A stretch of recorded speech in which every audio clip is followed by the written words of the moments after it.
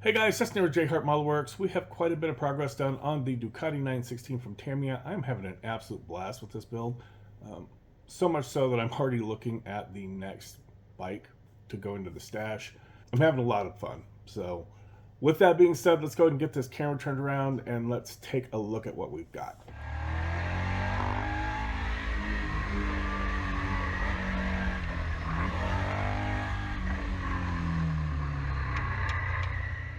Alright guys, it is time for our first update on the Ducati 916. As you can see, we have a lot of stuff going on here. We're going to go ahead and start with the body. No, I did not paint it red. I did not paint it yellow. And I did not paint it black. We went with House of Colors Organic Green over Zero Paints Extra Fine Silver Candy Base. And I think that color is just absolutely gorgeous. We laid down our Mr. Surfacer primer, our candy base, then our green candy, put our decals on. Then we did some Splash Paints 2K clear coat, let that sit for a couple of days. Then we masked off the stripe. After I got the masking tape down, I sanded the clear a little bit to give it a rough surface, just where that stripe is at, and sprayed some Mr. Hobby Super Metallic Super Rich Gold for the gold stripe. I did not want this underneath the clear. Now, you may remember the Audi R8 that I did, and I have 2K clear coated over the gold in the Audi R8. And as you can see, when you clear coat over this, it sometimes gets a little bit of a grainy texture to it, and I didn't want that appearance on the bike. I wanted it to stay more like it does on the wheels here, where it's got that nice bright rich gold, but it's got that matte finish to it. So I waited until after the clear coat was done and put the gold over the clear.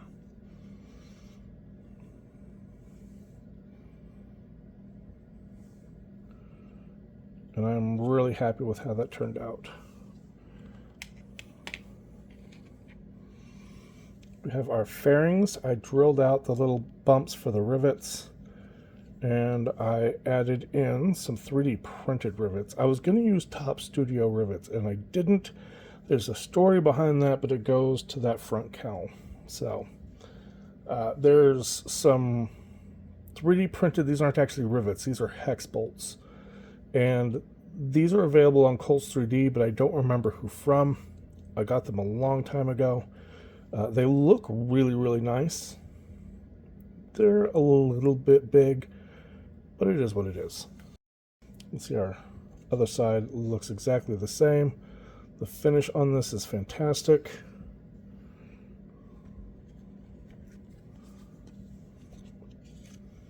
We have sanded and polished away, so you get that beautiful mirror shine finish there. All right, so the front cowl. I had some problems with the front cowl. This is the only body panel I had any real issues with, was just this front cowl. There is a mold seam that runs right between these two rivets, and it runs right out here, and then it comes down this edge, and then it shows up down through here. And it's on both sides. I sanded it, got it perfectly smooth, sprayed my primer, and as soon as I sprayed my first coat of silver candy base, that mold seam ghosted back up. I stripped it, I sanded the crap out of it, perfectly smooth again, shot the primer, looked absolutely pristine, shot the silver candy base, boom, mold seams. Over like 3 times. I did the whole process 3 times, and it just kept coming back. So I hit up Dietrich over at Clown House Customs, went over to his body shop, and told him what's going on, and he handed me a can of automotive high fill primer. He's like, shoot this, couple of coats of that, sand it smooth, you should be good to go. So that's pretty much what I did. I shot about 3 coats of the high fill primer, I sanded it smooth. I then followed it up with 3 coats of the Mr. Surfacer Black because I wanted the base to match the rest of my parts. So everything else was done with black primer. I wanted the same 3 coats of black primer under here, then my silver candy base and my organic green. And it matches up perfectly. Everything looks beautiful. No problems at all. So definitely awesome. I've never used a high fill automotive primer before, so it was a learning experience. However, in the multiple attempts at sanding this mold line out, I took out a couple of the rivets that were here. I was just going to originally just hit them with a 0.3 mechanical pencil and some silver paint, but I sanded a couple of them completely off. So I kind of had no choice but to take some tape and mask across so I could even them out, drill some holes, and I put in some of these. I was going to use Top Studio rivets for all of this, but the Top Studio rivets stick out, and you've got a windshield that's going to go under here. So I wanted to be able to cut them smooth, and I couldn't do that on those metal rivets. So I 3D printed out these hex bolts and put those in place, and I think they look really good. Again, they're a little tall, I understand. They're slightly out of scale, but appearance-wise, I don't think it's going to be too horrible. Decals went down nice. Little orange cat, so I've got cat hair all the time. But yes, I'm very happy with the stripes. The stripe came out perfect, and it's nice and straight. And straight down the body. Of course, we have our front fender, which I didn't stripe the fender. We have Alclad aluminum for the radiator. Kind of hit some, Vallejo silver on these little bolts here. And I am out of flat black paint, so I just hit this with the Mr. Surfacer black primer. I may get some more black paint in. I've got some on order. It's coming in soon. I may hit this with the flat black. I don't know.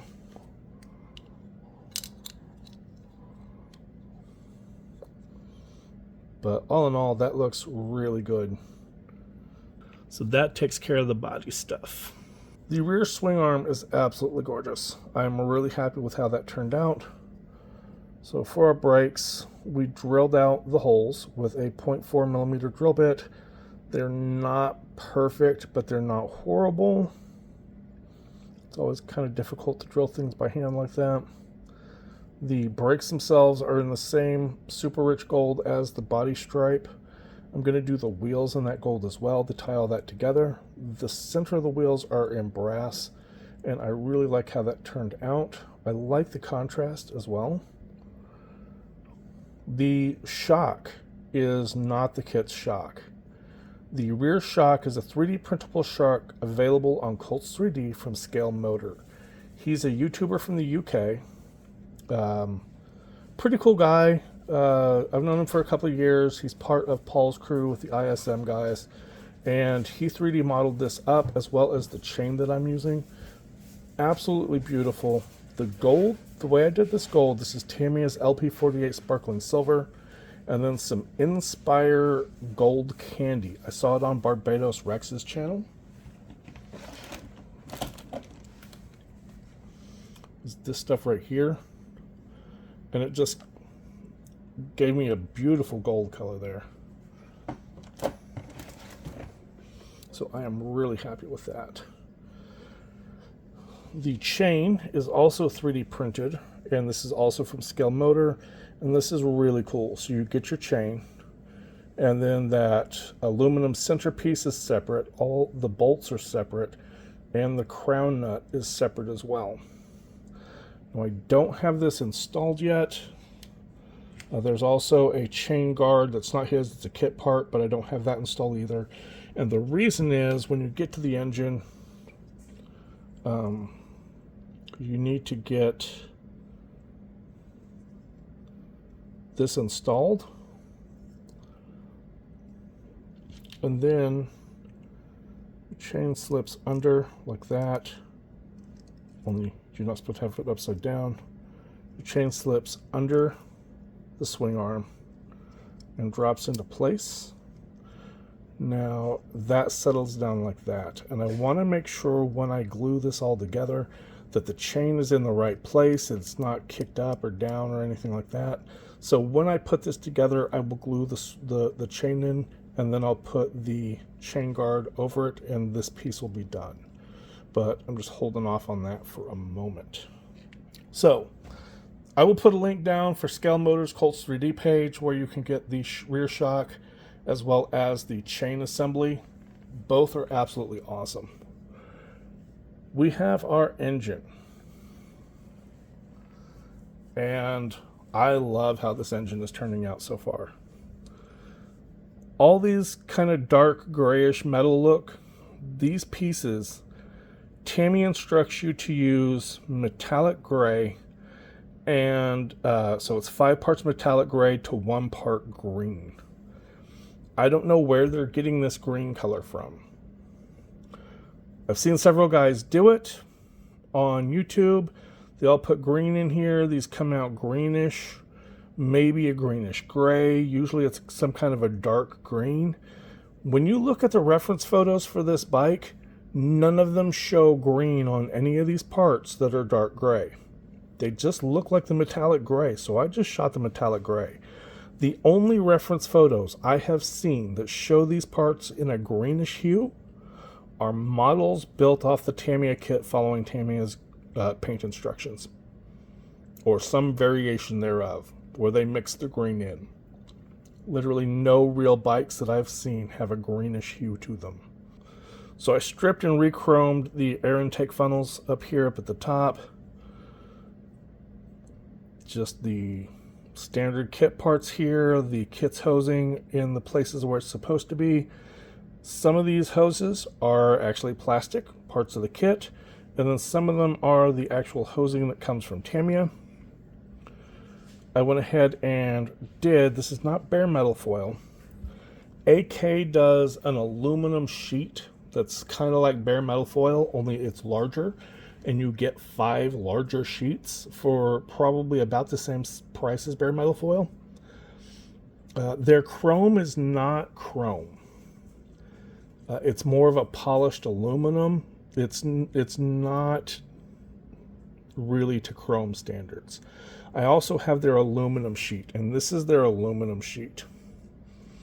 But they're both good for things like hose clamps. It's the perfect kind of sheen for a hose clamp. Not so much, in my opinion, for like window trim, unless it's something that's really not a chrome, but more like an aluminum window trim. But the other thing to it is it's stickier than bare metal foil. It's a little too adhesive in my opinion. I have pulled up paint trying to use it in the past, but again, it works really, really well for doing these hose clamps. So all of the hoses have some of that aluminum sheet just cut into a tiny strip and wrapped around it to make all of my hose clamps. I have had a little bit of frustration with this engine though. I want to do things like run the fuel lines and run the spark plugs and this, that, and the other, but because I don't know anything about bikes at all, I don't know where they go, so I can't do it. I'm still having a lot of fun with this bike. Just an absolute blast.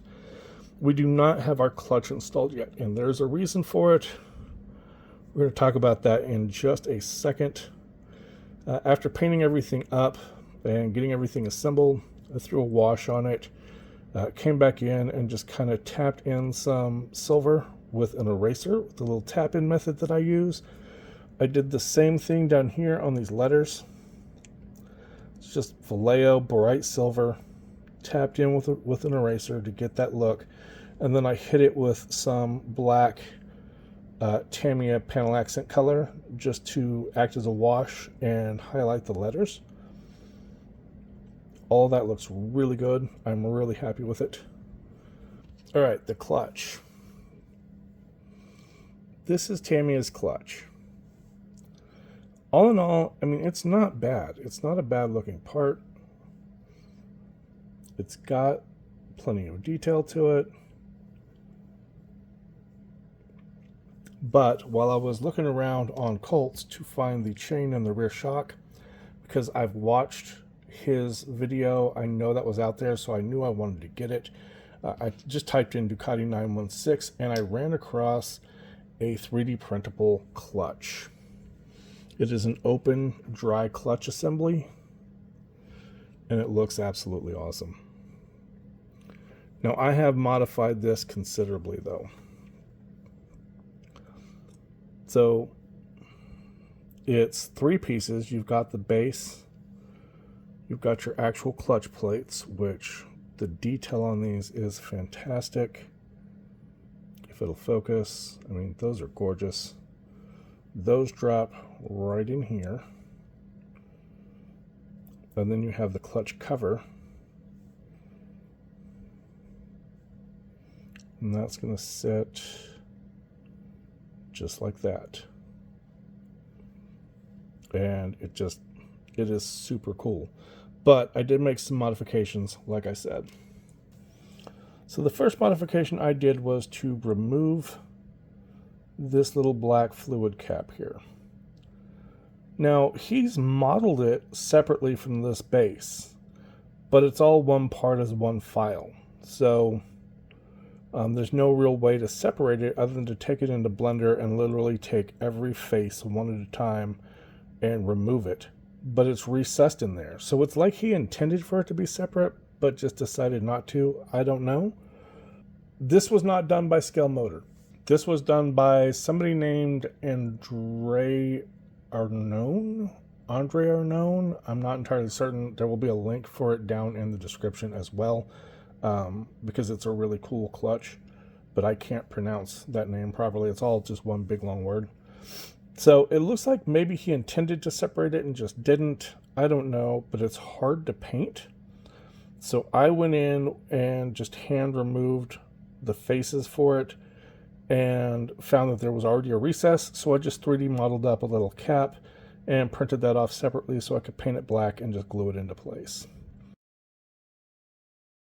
The next thing I did was I took the letters for the Ducati and I raised them by about 0.2, maybe 2.5 of a millimeter, just to give them a little bit more height so that I could tap them with my eraser and my silver paint and just get the tops and not get it all over the back surface back there. So that Ducati really stands out really well. I also went in and I added holes in here for my bolts. I'm really only going to be using this one and this one for locating. They don't match up perfectly, and I think that's really something to do with my printer not printing exactly correctly to proportions. It's off by maybe 0.2 of a millimeter here and there, and it can sometimes throw things off. But I put the holes here, and those help me locate the clutch cover. The clutch cover is the next piece that I did some modifications to. So I removed his bolts that he had molded in, and I added holes in my slicer where the bolts should go, like 0.5 millimeter holes. And that allowed me to use some more of these 3D printed hex bolts. They're the exact same ones of the 0.8 size that I used up here. But doing them this way, I could paint them separately because it prints off as just a huge sheet of them. So I could just paint them up in a really, really bright silver. And then I could just glue them in place in the holes. So by putting those holes there, I could put the bolts in after I was done detailing up the clutch plate. So remove his bolts, put holes for new bolts. The next thing I did, his letters for Ducati Corsa, which I don't know if you can, yeah, there you go. You can see those letters in there. His are raised, but they're so small and so delicate and so fragile that they were breaking off just in the wash and cure station before I even got to them, much less, get some carbon fiber decal over them. It wasn't going to work out. So what I did instead was I recessed them. So I took them into Blender. I don't know a lot about Blender, but I can grab things and move them. So I grabbed the letters, and instead of them raising up, I sunk them down into the surface. I then came in after I got it all printed up, primered it, shot some gunmetal over it so it would be nice and smooth, and applied some Scale Motorsport 1/12 scale carbon fiber. And I got it. I wasn't sure if it was going to suck down or not into the letters. If not, I just wouldn't have done it at all. If so, I was going to try to do the letters. And I was able to get it to sink down into those recessed letters. It sank beautifully, leaving me with the recesses. So I came back in with some Vallejo white water-based acrylic, and I painted over the decal. I was kind of worried about this. I didn't clear coat it. I just painted right on top of the decal. I wasn't sure it was going to work or not. I didn't even let it dry. I came right back in there with a wet cotton bud and removed all the excess off the top of the surface, and it is deep enough that that white paint sunk down into the little sunken letters, and it stayed there, and that came out fantastic. I'm super happy with how that worked out. So I just haven't assembled that because I really wanted to talk about this clutch. It's really cool, in my opinion. So we're just going to grab some super glue here.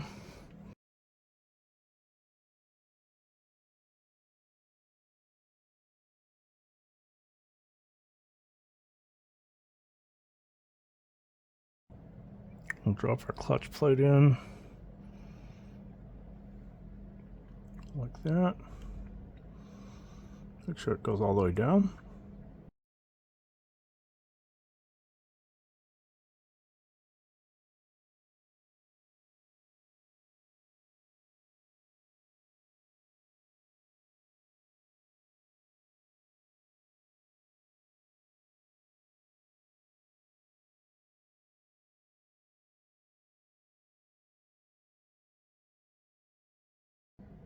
That sits perfectly just like that.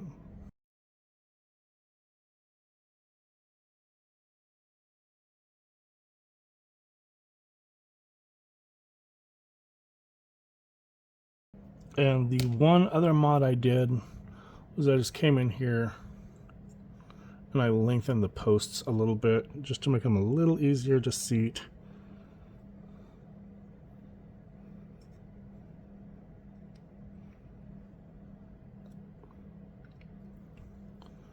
It sits just like that.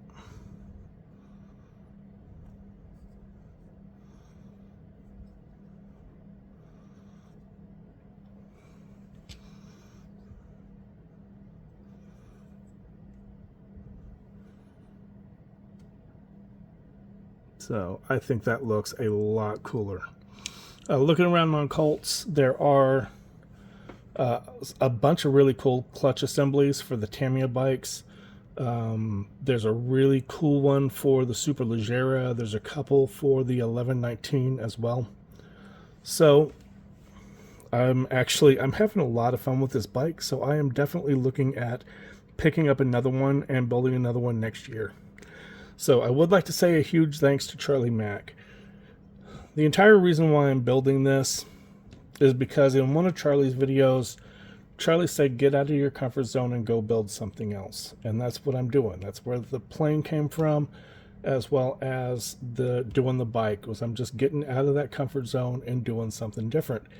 And I'm having an absolute blast. So from here, guys, we are going to start on the frame and some of that, get that taken care of, and that's our next plan for the bike. I'm waiting on some paint for that, though. I do not have any of Tamiya's gold titanium, and I've got some from Display, but I don't know, when I shot a test of it, it looked a little grainy. I wasn't real happy with it. So maybe I just didn't have it thin enough. I'm not entirely certain. I like the color tone to Tamiya's better as well. So I have that. That's coming in along with my flat black from Burbank's House of Hobbies.